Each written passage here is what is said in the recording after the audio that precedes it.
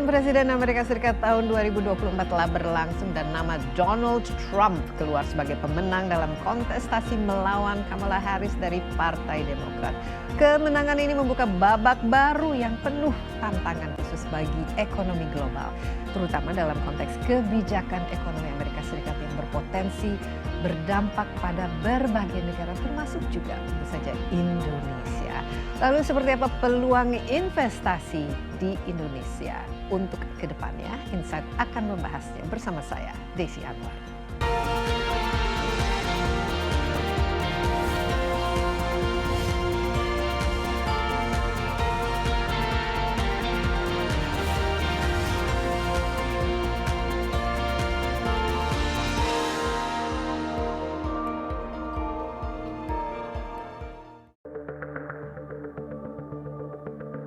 Kemenangan Donald Trump dalam pemilihan presiden di Amerika Serikat dinilai cukup mempengaruhi pasar ekonomi dan keuangan global.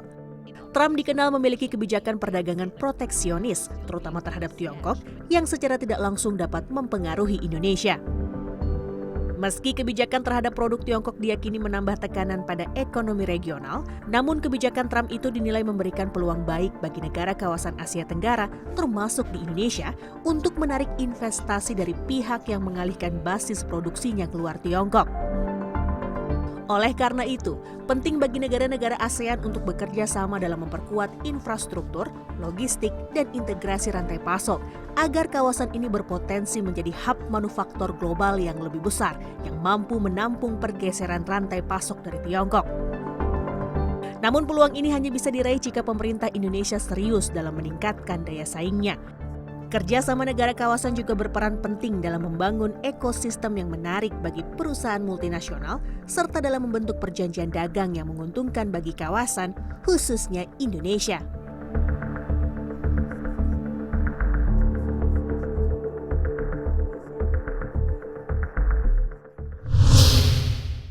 Pemerintah Indonesia yang baru tentu perlu menyiapkan kebijakan strategis untuk menghadapi berbagai kemungkinan dampak kebijakan ekonomi Amerika Serikat terhadap ekonomi domestik. Nah, langkah ini penting untuk melindungi industri lokal dan juga menjaga stabilitas ekonomi di tengah ketidakpastian global. Kebijakan proteksionisme ini sudah menjadi ciri khas seorang Donald Trump. Untuk mengantisipasinya, Indonesia tentu saja perlu memperkuat daya saing industri lokal dan juga mendorong investasi di sektor-sektor berkembang seperti teknologi. Lalu strategi apa yang bisa dilakukan Indonesia untuk tetap kompetitif dan dapat menarik minat investor? Sudah bersama saya di studio ada Pandu Syahrir selaku pengusaha muda yang juga merupakan ketua bidang investasi Apindo. Untuk membahasnya. Halo, Pandu, apa kabar? Apa kabar Ibu? Sehat selalu. Sehat selalu Bu. Thank you for having me here. Ini kalau saya melihat wajah Pandu, dan Pandu ini pertama kali ada bersama saya di show Insight with Desi Anwar. Tapi sebenarnya saya itu dulu pengagum berat Ayahanda. Almarhum Ayahanda. Syahrir, ya kita panggilnya itu Ciil, karena seorang ekonom yang luar biasa, inilah wawasannya luas, dan juga seorang yang banyak sekali menginspirasi saya, dan sering saya jadikan narsum. Dulu bapaknya, sekarang anaknya. Please don't ask how old I am. So you're the transition, you get both. I am the transition. Nah, Pandu, ini saya tertarik ya pemikiran Anda mengenai apa yang berlangsung di Amerika Serikat. Donald Trump sudah memenangi inilah kampanye dan sudah dipilih sebagai Presiden Amerika Serikat berikutnya. Ini untuk kedua kalinya. Dan Pandu sendiri sebagai seorang pengusaha muda tapi juga paham dengan Amerika Serikat karena pernah studi di sana dan lain sebagainya. Dan presiden kita yang baru sekarang, Presiden Prabowo bersama entourage-nya, termasuk dari kalangan bisnis, sekarang melakukan lawatan ke China dan termasuk ke Amerika Serikat dan pasti akan bertemulah dengan Donald Trump. Kira-kira apa pandangannya dan bagaimana nanti kalau Presiden Donald Trump sudah dilantik, dampak terhadap hubungan ekonomi, bukan saja dunia, tapi dengan Indonesia? Mungkin yang paling penting pertama adalah sebelum pemilihan itu there's a high degree of uncertainties. Siapa yang akan menang dari informasi-informasi yang ada. Sebenarnya ini jiwa besar juga dari Kamala Harris and the Democrat untuk bilang, well, we lost, Donald Trump wins. Di situ create a high degree of certainty bahwa nanti ke depannya memang akan dipegang oleh Presiden Trump dari sisi dunia, dari sisi eksekutif. Another thing that was also interesting is that you both have the parliament body as well going to the Republican. Jadi dari sisi itu mungkin paling penting adalah kepastian.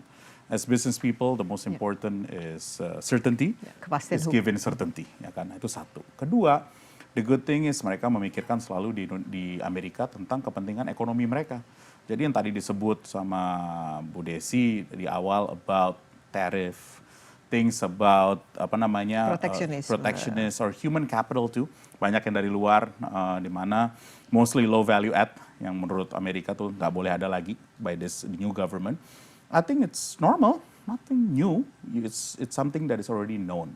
Mungkin malah pertanyaan yang lebih penting adalah ke depan 5 tahun ke depan perubahan-perubahan di industri mana yang dimana kita semua lagi berkompetisi dan juga ingin menjadi bagian dari value chain itu. Jadi nomor satu tentang energi transisi, which is a very big global theme.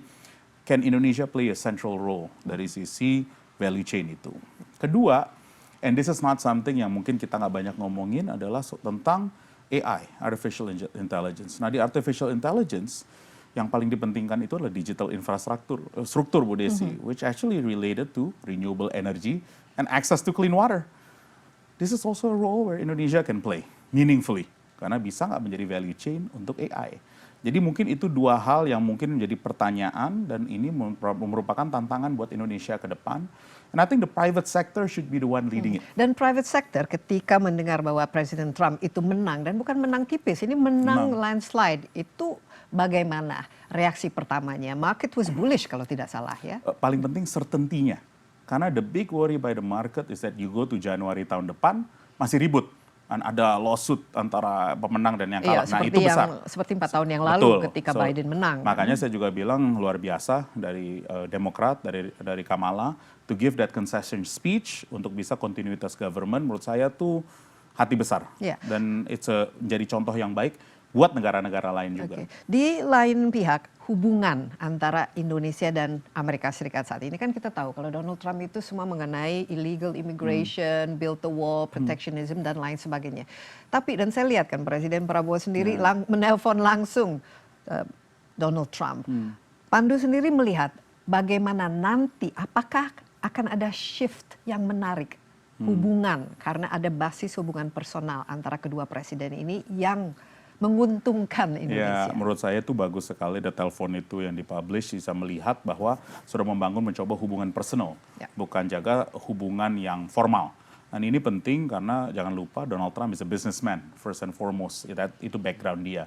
Jadi the more personal approach you do, closer you are to him, hopefully itu bisa nanti membantu kita sebagai Indonesia. And I think that's maybe a good way. You have to have a business-like mindset untuk dengan Amerika, pemerintah Amerika yang ke depan. And I think sekarang bagus juga seperti tadi di-announce Elon. Elon menjadi bagian dari pemerintahan itu. Elon knows Indonesia cukup baik, sangat baik malah saya berani bilang. Dan di situ akan makin positif buat Indonesia untuk masuk dari bagian value chain tadi. Oke, ini masalah Elon Musk ini menurut saya penting nanti kita bahas. Padu sendiri kenal orangnya? Ya, of course. I've met him multiple times. Apa impresinya? He's brilliant. Menurut saya orangnya pintar sekali. Mempunyai kemampuan eksekusi yang tinggi. Itu mungkin the most important tentang seorang Elon Musk, bukan aja soal vision tapi eksekusi yang tinggi. Dan saya lihat dia sangat-sangat powerful dan dia kan membeli Twitter dan dia orang bisa dikatakan paling terkaya ya, bukan di Amerika Serikat, mungkin di seluruh dunia. $200 billion ya dia asetnya. Nah, kembali ke Donald Trump's presidency. Dia kan sebenarnya bukan dari Partai Republik, tapi dia dicalonkan oleh Partai Republik. Nah, selama ini kalau dari segi kebijakan, Indonesia itu biasanya lebih diuntungkan kalau Partai Republik, karena mereka adalah partai yang melambangkan globalisasi, free trade ya, perdagangan bebas, justru tidak ada tarif dan mementingkan istilahnya perpindahan capital, uang itu. Dan smaller government. Nah, Donald Trump ini menarik karena walaupun dinominasikan oleh Partai Republik, dia itu kebijakannya sangat proteksionis, melihat ke dalam, make America great again. Yang mendukungnya adalah kalangan orang-orang istilahnya pekerja, orang-orang biasa. Nah, Kira-kira proteksionisme ini apalagi terhadap produk-produk dari Asia, termasuk mungkin dari Indonesia ya, dan dari China yang katanya tarifnya itu akan melambung setinggi-tingginya. Ya. Apa dampak yang Menurut saya kalau ngelihat di konteks dunianya, di Amerika tuh kepentingan mereka adalah masalah inflasi yang cukup besar. Jadi di sini mereka ingin mempunyai in a way energy security sendiri, food security sendiri, dan ini nggak beda dengan Indonesia ya. Mau nggak mau apa yang terjadi antara Cina dengan Amerika ini membuat a deglobalization in a massive scale. Kita belum pernah lihat, saya secara pribadi belum pernah lihat seperti ini. Dan ini membuat orang harus bisa hidup sendiri, ya kan? Termasuk AI. Kita ngomong ke depannya tentang AI aja, large language models itu has become also American first atau in China first. Ini ada juga di Cina lagi pembuatan. Nah, apa sih ini semua artinya dampak buat Indonesia? Bisa nggak Indonesia mencari kesempatan untuk bisa serve the world dari bagian dari global chain ini. Ini juga mungkin kesempatan juga Bu Desi bagi kita semua di pengusaha-pengusaha kayak saya di Apindo untuk melihat jangan lihat Indonesia sekali lagi hanya sebagai market. Our opportunity is to think more regional, regional. Dari regional nanti step berikutnya bisa nggak lebih global. Kenapa? Karena at the end Anda harus lihat juga GDP per kapita, kemampuan orang membeli.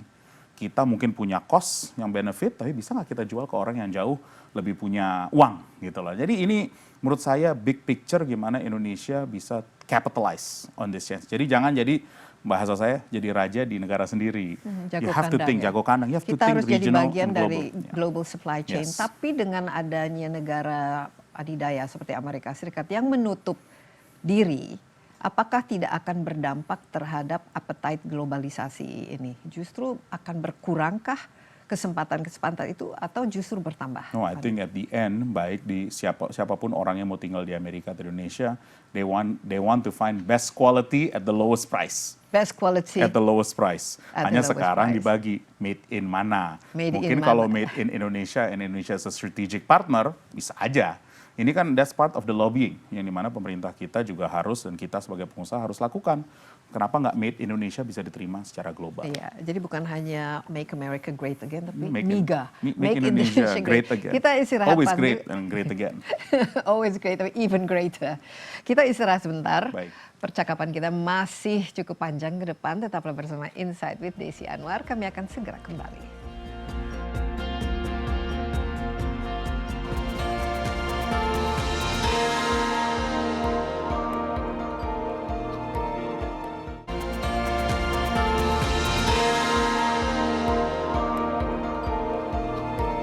Anda masih bersama Insight with Desi Anwar. Saya juga ditemani Pandu Syahrir selaku pengusaha muda, merupakan juga ya bagian dari Ketua Bidang Investasi di Apindo. Kita membahas peluang investasi Indonesia di era pemerintahan yang baru. Di Indonesia ada pemerintahan baru dan di Amerika sesaat lagi, ya, persisnya bulan Januari akan ada pemerintahan baru di bawah Presiden Donald Trump. Nah, tadi Pandu kita bicara mengenai Elon Musk. Ini kenapa menurut saya ini penting ya kita. Pertama, dia itu adalah pengusaha sejati.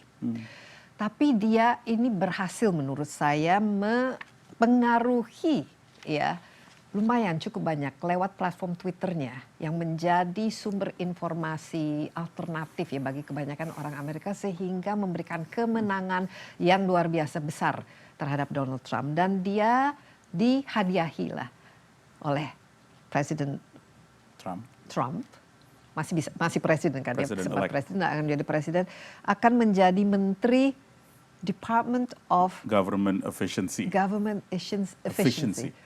Just a little bit ya, sedikit mengenai sosok Elon Musk ini dan apa kira-kira yang bisa dipelajari oleh pengusaha-pengusaha muda yang mungkin melihat dia dan saya ingin menjadi Elon Musk. Ya mungkin yang bagus inspirasi dari dia, saya alhamdulillah bisa kenalan, bisa sempat one-on-one cukup lama sama beliau beberapa kali. Mungkin satu aja, harus mempunyai visi apa yang bisa membantu dunia. Kalau dia marketnya dunia. Apa yang bisa membawa human capital to the next step. Jadi dia ngomong roket lah, ngomongin mobil Tesla lebih actually buat energy efficiency, karena it's all about the battery. Dan itu bisa buat roketnya juga. Dan sekarang kan tentu tentang AI yang dia lakukan, ya kan XAI itu is the next frontier buat dia. Tapi bukan itu sih, sebenarnya yang paling penting bukan aja soal visi, tapi sisi eksekusi. and ruthless execution. Dimana kalau ini public news, di X saja waktu dia beli Twitter itu, 80% dari pegawai dihilangkan. Dia hidup dengan 20%. Nah ini juga sesuatu yang mungkin bisa dilakukan di Amerika, but it's also menurut saya you need some bravery. Pahit juga Pil pahit. kan? Buat X-nya itu, Iya. buat Twitter itu. Tidak But he senang did kalau it. misalnya kita dipecat atau kehilangan pekerjaan. Ya, gitu. karena buat dia yang paling penting, dan ini maybe cold facts, it's all about productivity output. Nah disitulah saya banyak belajar as a business person, gimana balancing between productivity output dan juga end resultnya gimana. Jadi sangat fokus eksekusi dan eksekusi. And he's also a public figure now, right? So he's more than that. Tapi eksekusi menjadi sangat penting dan juga mempunyai tim yang sangat kuat. Itu juga penting. Tim itu menjadi sangat penting buat seorang Elon. Coba mungkin kita explore sedikit mengenai entrepreneurship ya dan jiwa wirausaha atau bagaimana menjadi entrepreneur yang sukses ya. Kita kan mimpi Indonesia emas tahun 2045. Kita ingin negara kita menjadi tujuan investasi yang besar ya karena SDM kita yang berkualitas dan lain sebagainya. Kira-kira apa yang kita bisa pelajari ya khususnya dari gaya Amerika Serikat karena di sana paling banyak entrepreneurship-nya yang berbasis inovasi, teknologi, kreativitas dan juga bebas berkarya. Ya, ini saya share juga kepada banyak teman-teman yang kita invest from Arfan itu harus berani take risk and failure you should celebrate.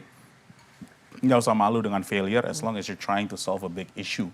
Dan ini juga bagian di company saya di TBS, saya bilang ya kita harus belajar untuk selalu berubah. Kalau kita nggak berubah, kita yang diubah. Bahasanya kan gitu. Jadi buat saya tuh you have to instill a certain character di mana kita harus selalu dipacu untuk change when change is there. Jadi saya kasih contoh. TBS sendiri dulunya perusahaan batu bara. I was inherited dengan itu. Ada itulah.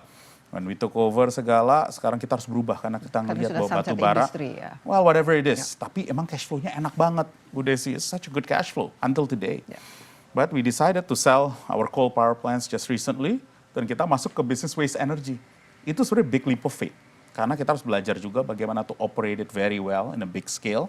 Bagaimana ngatur SDM dan juga teknologi yang related to waste. Dan di sini kebetulan saya nggak ada contoh. Di Indonesia nggak ada pemain yang berani melakukan waste management secara besar. So what did I do? I move regional. I have to learn regionally bagaimana is the best practice. So we acquired perusahaan yang udah kita ini Sam Waste dari Semcorp just last week. Dan ini mungkin the next step for us as a company is no longer to think nationally. We have to think regionally. Itu jadi regionally dan nanti globally. Globally. Kenapa? Karena teknologi dan SDM itu is global in nature. Kita kan ingin menjadi bagian dari global value chain itu. Kita di posisi mana sekarang? Kalau dalam istilahnya kita infancy atau sudah mulai merambah atau kita udah masuk dan apa yang membuat kita itu masih belum kita masih masuk kalau buat kan? saya sebagai perusahaan saya masih masuk SMP mau ke SMA jadi masih muda dan kita sekarang masuk ke SMA yang regional yang udah cukup lebih kompetitif dan kompetisi saya bukan lagi antara perusahaan-perusahaan di Indonesia kompetisi saya mungkin dari China kompetisi saya mungkin dari Amerika, dari Eropa, dan di situ saya harus memperkuat teknologi dan SDM. So even we have to pay CEO regional level. Jadi kuncinya tuh teknologi dan SDM. SDM, semua balik ke situ sih. Sebenarnya SDM dulu baru teknologi lah, but that's really what it is. Tapi khusus di Indonesia ini, bagaimana SDM kita, misalnya kalau Pandu SMP, sudah berapa yang sudah mencapai tahap SMP? Nggak, ini actually good, karena Indonesia so rich, sangat kaya, secara cash flow we can maintain to be national and it's okay. Selama you're in a certain industry kayak extractive industry. Tapi kalau Anda di service industry or you're going to technology industry, itu global saingannya. Kayak CTO is actually global in nature. Dan ini bisa kelihatan di perusahaan-perusahaan besar yang teknologi basis, most of the technology team internasional. Dan ini bagus karena untuk kita bisa berkembang. Jadi ini memang challenge saya tuh kepada yang muda-muda yang masuk ke, saya muda tapi yang lebih muda lagi, saya tuh pengen mereka lebih internasional. Jadi kayak our management trainee program. Sekarang kita ada, half of them we forced to go abroad. Ada satu baru diterima di Stanford, which is my alma mater. Saya happy karena itu membuat SDM yang lebih baik lagi dan berani berthinking internasional. Ya, dan kalau kita lihat sekarang kan dengan pemerintahan baru, kita punya target pertumbuhan yang luar biasa tinggi. Lebih tinggi ketika Orde Baru, saya masih ingat waktu itu paling tinggi kan 7%. Selama ini kita masih 5% itu saja sudah bagus. Tapi ambisi kita itu 8%. Saya lihat itu driver dari pertumbuhan Indonesia itu ya kalau tradisionalnya di Indonesia kan ada mining ya yang eksploratif, migas dan ada juga yang berbasis agrikultur misalnya. Kemudian kalau industrinya juga masih yang seperti tekstil, sepatu dan manufacturing yang istilahnya itu lebih ke padat karyanya. Tapi digital ini ekonomi ini bagaimana? Potensi dan saat ini apakah nanti ke depan bisa menjadi salah satu driver lokomotif dari... Saya fokus digital aja ya. Yeah. I think in digital, the biggest opportunity itu di digital infrastructure.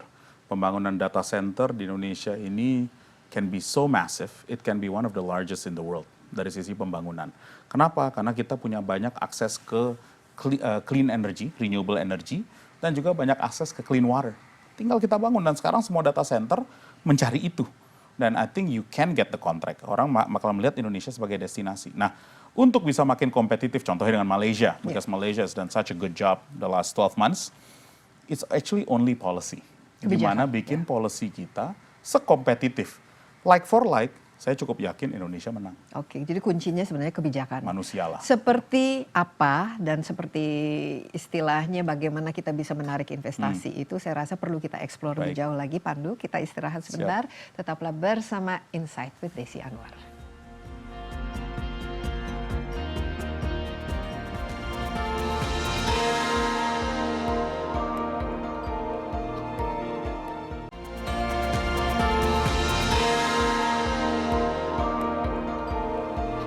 Anda masih bersama Insight with Desi Anwar. Di studio kita membahas bagaimana strategi pengusaha muda Indonesia untuk terus kompetitif di tengah pemerintahan baru bersama seorang pengusaha muda juga, Pandu Syahrir, yang juga merupakan ketua bidang investasi Apindo. Pandu, Indonesia itu dibandingkan dengan negara ASEAN lainnya masih menarik nggak bagi investor? Menurut saya sangat menarik karena there is good political stability. Jujur, for ASEAN tahun ini adalah tahun transisi di semua negara-negara besar di ASEAN. Dan kebetulan Indonesia sebagai negara terbesar di ASEAN, actually have done a very good job, di mana transisi waktu yang cukup lama, 8 bulan, and we have a very good change of power, which is stable. Jadi menurut saya sih, itu paling penting dari sisi investor. Nah sekarang the homework for the next 100 days maybe, kan ini ada bicara 90 days, 100 days honeymoon. Ya, let's do good policies. Itu aja, karena apa? Kita berlomba dengan capital. Apa yang terjadi dengan certainty dari Amerika, people may look for more risk return. Bisa nggak Indonesia untuk mencari baik public market, misalnya uang untuk masuk ke pasar modal kita, dan juga untuk real investment. Kita harus bisa menggunakan policy untuk menarik itu. Kebijakan apa yang masih perlu diperbaiki? Karena kita tahu kan pemerintahan 10 tahun Jokowi itu ya salah satunya adalah membuat kebijakan membuat ease of doing business. Ya, dengan omnibus law-nya waktu itu dan lain sebagainya. Nah, kira-kira apa yang tidak jalan, bagaimana memperbaikinya dan khususnya di bidang apa-apa saja? Saya rasa kalau policy, we have very good policy maker. Jadi menurut saya sekarang balik ke eksekusi saja. Dari sisi sesimpel bagaimana membuat suatu PT lah. Bisa nggak mudah. Kita kan ada saingan. Kalau di Singapura 1 hari, setengah hari selesai. Kita mungkin nggak setengah hari, tapi 2 hari, 3 hari bisa nggak. Kemudian kedua, untuk beberapa key industri bisa nggak lebih mudah. Jadi mudah nih segala macam. Oke, contohnya industri apa? Saya data center aja deh. Karena kan tadi we talk about digital karena infra. Digital itu memang Let's salah focus satu on that. driver. Jadi salah satu contoh import tariff menyangkut pembangunan data center. Itu kan ada beberapa bahan yang memang nggak bisa dibikin di Indonesia. Nah, kan ini suatu produk yang baru, yuk kita memudahkan dari sisi import. Mau nggak mau, cost yang sama, Indonesia investor dunia pasti memilih masuk ke Indonesia karena marketnya jauh lebih besar. Oke, dibandingkan dengan negara tetangga, kita nggak bisa Malaysia bicara lah, paling Singapura, mudah lah. tapi Malaysia atau Malaysia deh, bahkan paling Vietnam, bagaimana untuk pembangunan data center? Apa yang membuat kita nanti orang memilih di Indonesia saja? Kita udah lebih pernah asik. di Apindo melakukan studi ini dan pada saat itu kami berikan kepada menteri yang terkait. I think big picture agree lah dari sisi policy, we have to be competitive. Lebih dari sisi import barang untuk menjadikan itu. Dan kedua SDM. Pembangunan data center itu mungkin sama kayak membangun pembangkit tenaga listrik 30 tahun lalu. We just need technical people. Untuk bisa itu, yuk kita bisa nggak bring best in class untuk membangun di sini, untuk melakukan knowledge transfer. Jangan lupa data center lagi dibangun di mana-mana. Jadi kita berlomba untuk mendapatkan the best people, yang mungkin lagi bikin di India, lagi bikin di Amsterdam, lagi bikin di Virginia, macam-macam. Virginia is very big data center of the world kan.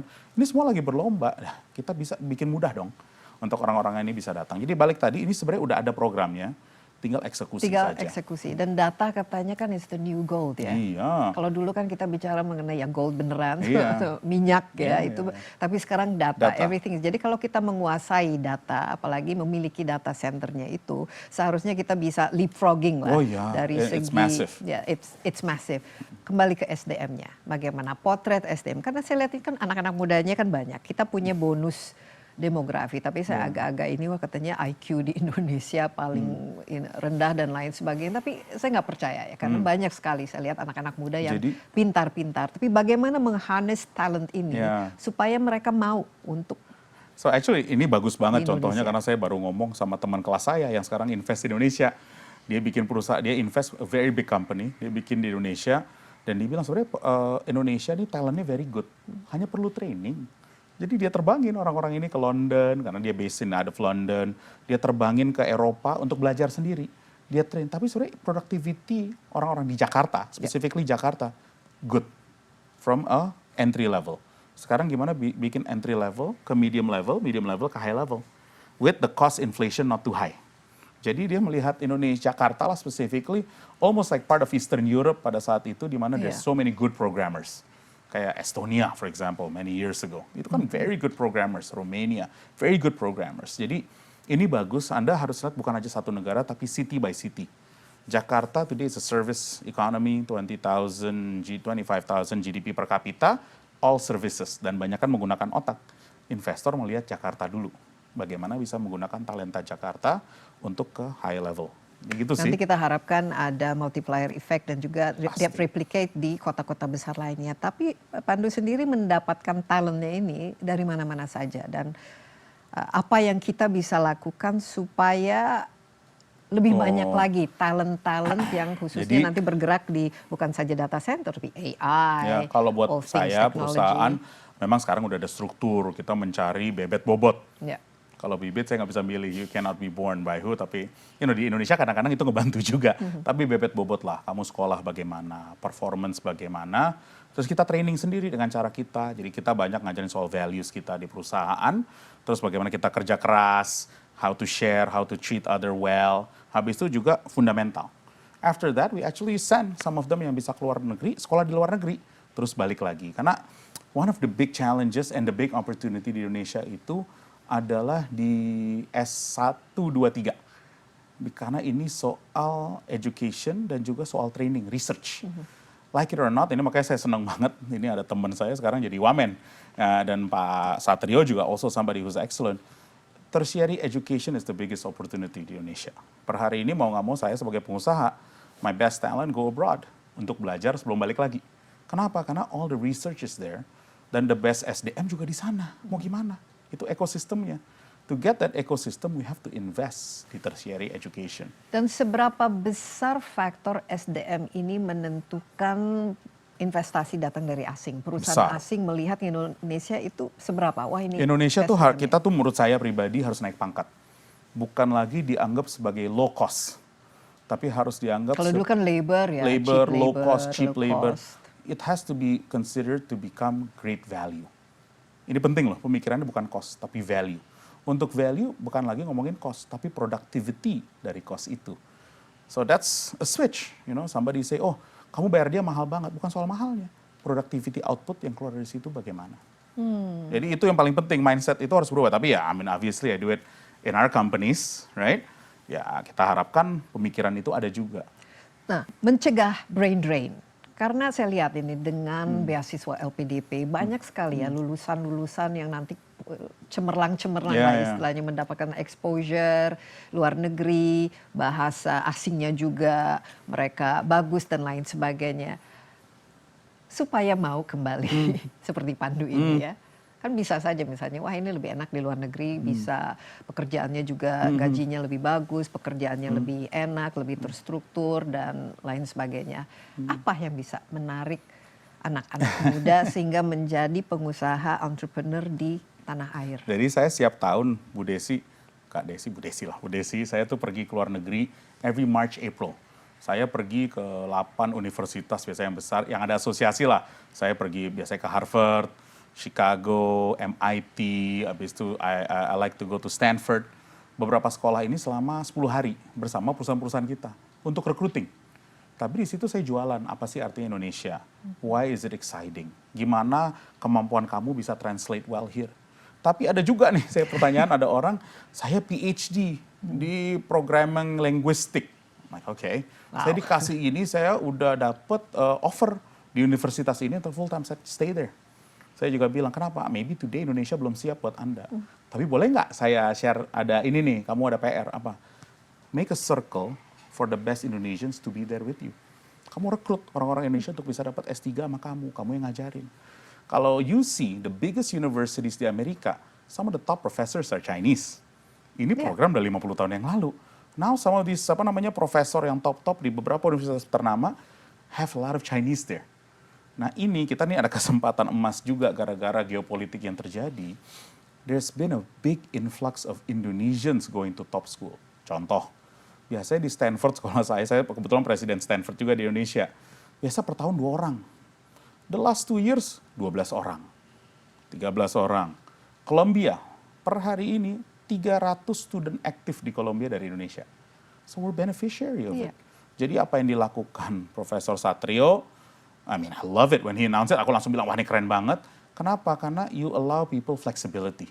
Tapi saya tahu orang Indonesia tuh cinta Indonesia. Oh iya, Jadi ini yang saya- membedakan itu daripada membedakan dengan negara diaspora lain. India ataupun China. We love ya. Indonesia so much.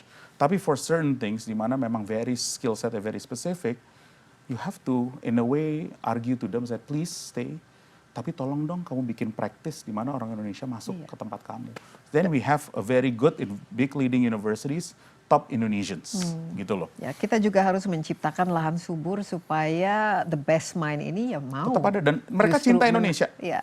University of Chicago has one already in the economics, orang Indonesia top. Di medical schoolnya ada juga top, udah profesor full time. Be there, tolong Iya. dong. Dan ini bantuin orang harusnya Indonesia. menjadi pemimpin-pemimpin kita untuk masa Nah, depan ya. kita Karena kita ya, butuh yang makanya saya nambah terakhir nih Bu Desi. Indonesia emas ini. Kita pengusaha Indonesia juga harus rajin keluar. Jangan takut. jangan jago kandang. Jangan jago kandang, pergilah keluar belajar sama anak-anak. Kita saling belajar. Kalau bisa sampai ke China ya. Anywhere. Saya kan juga ke Singapura dulu. Kita istirahat sebentar Baik. Pandu, tapi kita akan lanjutkan setelah yang berikut ini. Tetaplah bersama Insight with Desi Anwar.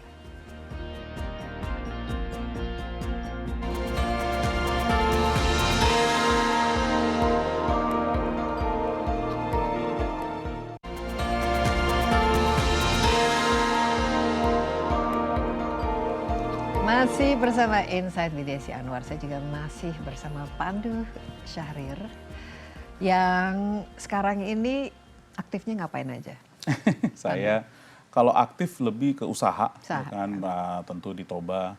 Sekarang lagi bertransformasi sangat besar. Kita baru announce juga pembelian bisnis di Singapura dan tentu fund management kita. Saya ada bisnis fund management yang di Indonesia dan Singapura itu juga sangat aktif. Tapi melakukan optimis ya investasi. mengenai perjalanan Indonesia dan juga iklim Saya nyari usaha dan lain I always look for sebagainya. stability. Jadi paling siapapun nanti yang jadi presiden, siapapun yang menjadi menteri, yang saya selalu share stability is everything. Jadi itu penting dan juga kalau misalnya ada sense of direction is even a plus gitu loh. Jadi itu sih yang Tapi to be fair gini ya Pandu ya, sejak reformasi di tahun 98, kita pergantian kekuasaan di Indonesia itu selalu stabil. Dan kita juga dari segi makroekonominya kan juga sudah belajar banyak lah dari krisis ekonomi tahun 97. Jadi di situnya. Hanya ya itu, pelannya atau mungkin regulasinya yang bongkar pasang dan lain sebagainya. Nah, tadi saya tertarik ini mengenai ya talent ya, karena SDM itu ini kembali lagi cita-cita Indonesia. Mas sebenarnya harusnya dari sekarang kita tuh sudah, karena cukup lama lah kita merdeka ya, dan saya lihat Indonesia juga anak-anak mudanya banyak talentnya. Kita harus mencari ilmu dari mana saja, termasuk tadi dari China. Pandu adalah alumni dari Tsinghua Yes, University. Tsinghua juga, betul. Kita bicara mengenai entrepreneurship di Amerika Serikat itu biasanya inovatif dengan mereka bisa melakukan apapun dan bahkan brain drain dari negara-negara seperti China dan India. Amerika tuh besar karena justru otak-otak dari imigrannya. Ya, Silicon Valley itu Ya, itu kan betul itu. Otak-otak imigran dan yang luar lulusan biasa. Harvard itu Termasuk ya Ila. teman-teman Pandu itu kan dari China, Imigran dari semua. India. Tapi China ini ekonomi yang kalau saya lihat itu justru lebih besar potensinya dari Amerika Serikat. Apa yang kita bisa pelajari dari gaya China dalam menumbuhkan perekonomian dan entrepreneurship-nya? Ya, saya tuh SMA, S1, S2 di Amerika. Saya dapatlah East Coast, Midwest, Chicago, habis itu Stanford. Waktu saya daftar dan dapat masuk ke Tsinghua tuh sebenarnya actually very specific reason. Saya pengen pelajarin sebenarnya di dalam tuh how do they think, how they go about it. Jadi mungkin ini big picture-nya ya. They're very hungry and very afraid. In a way ada ketakutan menjadi tidak relevan dalam country. Ini penting nih, that hunger. Dan itu prevalent dari bawah ke atas. I have to survive. Karena extinction bisa terjadi apabila ada yang perang dengan mereka atau apa. Jadi sangat menyatu memikirkan bahwa kita harus bisa independent. Kita harus bisa sendiri. No one else we can depend on kecuali diri kita sendiri. Dan itu membuat mereka orangnya kerja keras banget. Dan saya di sana tuh kan waktu sekolah ini kan as a S2 executive. Ya. Dengan juga leading executive. Jadi itu lucu program namanya One Belt One Road. 20 of the leading executive di Asia Tenggara dan 20 dari China. Jadi luar biasa dapat aksesnya. The largest company di China dan di Southeast Asia. Di situ kita lihat. Mereka tahu bahwa bisnis itu nggak ada yang permanen. Companies can come and go. Jadi mereka drive untuk bisa sukses dan kalau perlu berinovasi, harus berinovasi. Dan ini menurut saya mindset yang luar biasa. Makanya mereka kenal tuh 7 hari kerja, hampir 16 jam, itu harus full kerja. Ada mindset itu dan itu sangat menarik untuk negara yang produktivitasnya relatif tinggi. So I say never underrule China. Karena their thirst of success itu so big. Itu yang kadang-kadang saya juga mengingatkan kepada anak-anak di kantor itu. Chinese entrepreneurs and Chinese workers kerja keras sekali. Saya ingat ya waktu saya ke China waktu itu untuk interview Presiden Jiang Zemin karena ada APEC. Ini tahun 90-an, 94, 95. Itu rata-rata penduduknya itu masih naik sepeda, masih pakai piyama mau, terus kemana-mana berbondong-bondong bawa bendera itu turis lokalnya. Sekarang China itu ya mereka produsen dari Semua. ini semuanya. Ya. Dan bukan saja yang barang-barang murahan, tapi barang-barang seperti HP, Mobil. gadget, mobil sekarang dan lain sebagainya. Dalam waktu kurang dari 30 tahun. Amazing. Kok bisa? Ya tadi saya bilang, you're so worried about extinction, Anda harus tetap berinovasi, berkreasi untuk bisa lebih hebat lagi. Jadi kalau contoh mobil electric vehicle, menurut saya mungkin mereka 10 tahun di depan Amerika sekarang. Karena keinginan berinovasi itu. Jadi ini juga menurut saya harus ada mindset lah. Mungkin kita bukan Cina di perusahaan kita semua, we need to have a mindset. Tadi saya bilang, ya kalau Anda nggak bisa berubah, kita yang diubah. Tapi You have apakah to look juga ahead. karena pemerintahannya? Itu tentu pemerintahannya play a big role, sentralisasi. kuat, Dan saya nggak mau ngomong ini tentang Indonesia lah, karena ini dua hal yang berbeda. Saya hanya bisa fokus kepada company yang kita ada, itu saya coba nanamkan mindset itu. Tapi kebijakannya mendukung. Ini kan kebijakan kan penting kan Ya, untuk ya. di China itu sendiri bagi Tergantung pengusaha, kalau Anda ngomong ke kebijakan- pengusaha-pengusaha sekarang, tidak. Pengusaha-pengusaha China sekarang. Karena the last 2 years mungkin dari sisi yang saya tahu ya dari pengusaha-pengusaha di China, ada keinginan untuk meratakan perbedaan antara the have and have nots. Secara very equality ya. strategic. Jadi banyak sekali pengusaha-pengusaha besar malah kabur, keluar dari China. So there is a bit of a brain drain di top level. Tapi ada juga beberapa yang tetap stay for strategic reason. Apalagi yang menyangkut manufacturing. Tapi kalau teknologi, malah banyak sekali yang besar dan consumer yang sekarang nih malah mencari tempat baru seperti di Indonesia. Iya. Nah, kalau kita ingin hilirisasi ini kan sebagai salah satu dari prioritas ya Indonesia itu harus menciptakan nilai tambah dengan melakukan hilirisasi. The US model atau the China model atau Indonesian model yang kita bisa kembangkan itu apa supaya 8% Kita have to take ini? the best of both worlds, tapi kita punya kesempatan untuk bisa jual ke market terbesar di dunia, yaitu Amerika Serikat. Jadi kalau emang itu market yang besar, yuk bagaimana kita bisa ke sana. Dan China dengan Indonesia juga hubungannya sangat baik. Yang kelihatan dari Pak Presiden pergi ke salah sana, satu keinginan yang untuk melakukan dikunjungi. more business dealing itu something yang positif. Jadi kita balik aja ke success story yang udah ada, fokus on 2-3 things and execute, hanya eksekusi aja lah. Itu yang paling penting. Jadi ya apa namanya, karena orang Indonesia kita banyak orang pinter. Nah yang kita perlu fokusin eksekusinya. Ya, kalau misalnya kan ke depan ini pasti ada semacam trade war ya antara US sama China. Already happening Ya, anyway. dan ini kita rasakan. Tapi Anticipate. bagaimana kita bisa istilahnya pintar-pintar lah mendapatkan peluang baik itu kerjasama ekonomi atau investasi maupun mengembangkan pasar kita. Apa kira-kira di mana dan di bidang apa-apa saja? Jadi balik lagi buat di Indonesia, bagaimana misalnya untuk digital lah. Yang paling penting di dunia digital itu bagaimana mengembangkan infrastrukturnya, biar harga juga lebih murah. Kedua, bagaimana mengembangkan SDM kita untuk bisa berkompetisi. Dan kita harus juga membuka untuk SDM-SDM asing yang memang mengerti teknologi untuk masuk ke kita, to do knowledge transfer. Itu penting, itu short term lah, very short term. Nah, yang ketiga juga adalah we have to be open for competition, di mana kalau kita want to introduce some kind of barrier tukeran dengan investasi, you harus memudahkan investasi itu. Jangan takut untuk bersaing. Nah ini juga menurut saya sangat penting lah. Yaitu contoh misalnya Anda mau bikin buat baju atau misalnya membuat gadgets, apapun itu. Bagaimana membuat seorang Apple contohnya mau pindah ke Indonesia. You cannot force them by not saying, I don't want to buy your phone. Orang akan beli kalau barang bagus. Tapi ya Anda bilang gimana untuk Anda berinvestasi lebih banyak di Indonesia. Nah itu mungkin ya salah satu opportunity besar lah di depan. Jadi harus cari common grounds-nya ya. Ya, at the end of the day menurut saya sih capital talks. Kita fight for the same capital.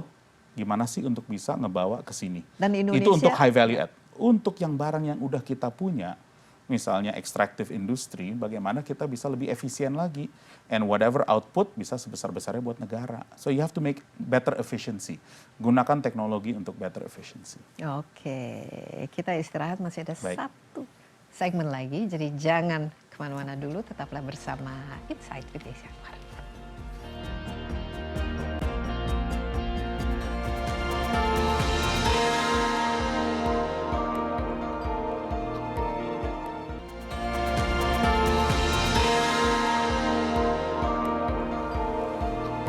Masih bersama Insight with Desi Anwar, saya ditemani Pandu Syahrir, ya, pengusaha muda kita dan orang pinter nih kalau saya lihat ya, karena sudah belajar di Amerika Serikat, cek, di China, cek, bisa menjadi CEO dan menjadi seorang pemimpin juga cek, ini dalam usia yang relatif masih muda ya. Amin. Belum 40 tahun. Udah Oh, sudah 40, ya. udah. Oh, itu masih muda. Masih muda. Amin, amin, amin. Target 0% kemiskinan, 8% pertumbuhan. Ya. The road to 8% dari Kacamata seorang Pandu Itu dan goal. pengusaha muda dan juga buat suatu negara itu visi yang bagus. Karena artinya kalau saya lihat dari sebagai pengusaha, Anda keinginan untuk grow yang lebih besar. Dan Anda ingin address the biggest issue, yaitu ketimpangan sosial. Ketimpangan sosial ini di setiap negara menjadi masalah yang sangat pelik, termasuk Amerika, di mana kalau ini tidak stabil, bisa menimbulkan gejolak politik yang bisa sangat besar. Jadi menurut saya sih itu a wonderful goal.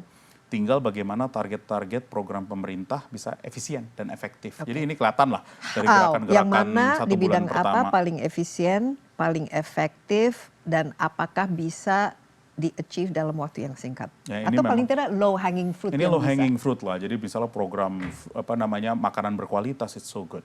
Menurut saya itu isi perut tuh segala-galanya lah buat siapapun itu. Dan memang kita masih ada mungkin bisa dibilang 10-20% ya kan angkanya dari teman-teman kita yang living in that between poverty line or below. Nah ini yang harus kita tingkatkan. And for them what do they need? Makan. Kalau bisa buat ini kerjaan dan pendidikan buat anaknya. Itu aja sih, kan healthcare, that's basic needs. Dan di mana kita bisa provide that dengan sangat jelas, saya rasa orang akan menilai, ya kan, bagaimana you lessen that to 0%.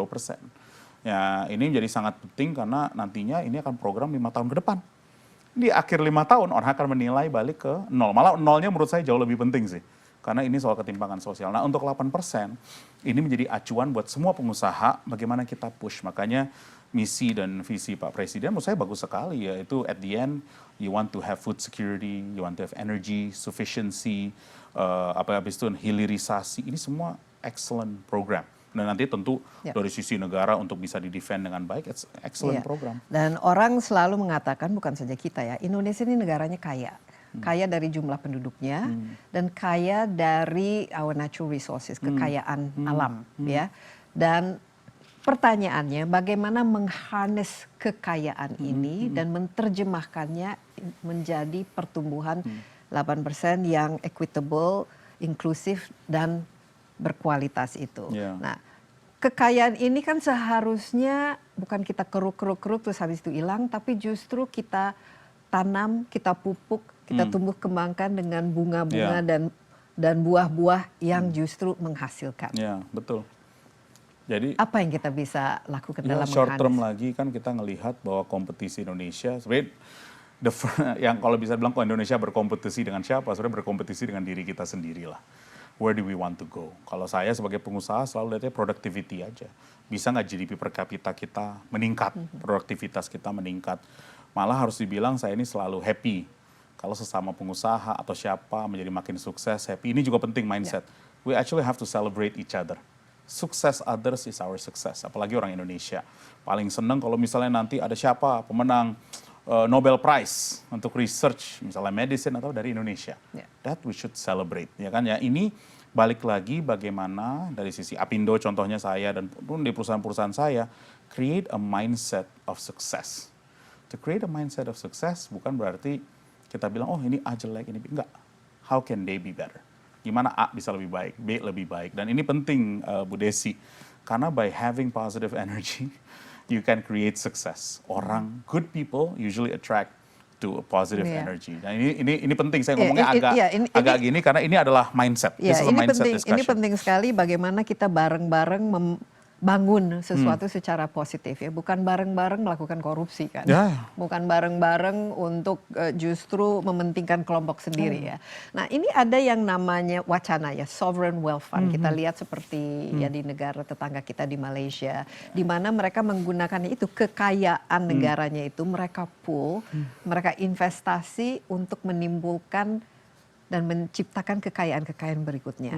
Nah, misalnya kalau Pandu ya, ini nih kekayaan Indonesia ini seginilah yang setelah kita gunakan untuk kasih makan rakyat, untuk bangun infrastruktur dan lain sebagainya, tabungan kita ini.